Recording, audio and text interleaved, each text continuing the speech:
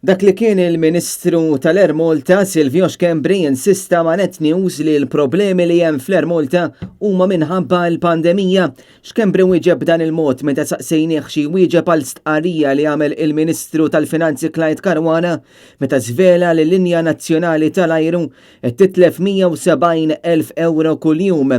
Bil-Ministru Xkembri jaħbi l-falliment tal-Gvern billi jikkonsla bis-sitwazzjoni li hemm f'pajjiżi oħra. Mhux kwestjoni ta' Air Malta biss, is-settur tal-avjazzjoni kollha kien ħarsu madwar id-dinja kollha għandek sitwazzjoni ta' sfida kbira. Lil Silvio Xkembri saqsejnieh ukoll soluzzjoni hemm għal din il-problema fil-finanzi bil-Ministru imkien ma jsemmi l-possibilità li l-Gvern joffri state aid.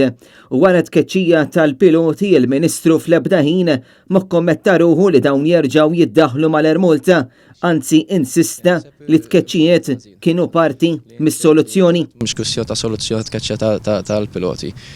Ma kienx pjaċir tiegħi jew ta' kwalunkwe gvern li nispiċċaw dik is-sitwazzjoni. Is-sitwazzjoni tal-piloti nafu x'kienet, kien hemm nuqqas taqbil li il-partijiet ma stawx jaqblu fuqha u ovvjament waslet għal sitwazzjoni fejn sfortunatament kellhom jiġi terminati numru ta' piloti. Il-ħadd li għadda il-kap tal-Partit Nazzjonalista Bernard Grech tkellem fost l-oħrajn dwar din is-sitwazzjoni ta' sfida fl-Air Malta b'aċċenn partikolari fuq il-ġustizzja li għandha issir mal-piloti. Qegħdin ninsistu mal-Gvern biex jagħtikom l-assigurazzjoni li malli l-Air Malta terġa' tibda titla' fuq saqajja intkom tkunu l-ewwel piloti li terġgħu titlu lura mal-Air Malta.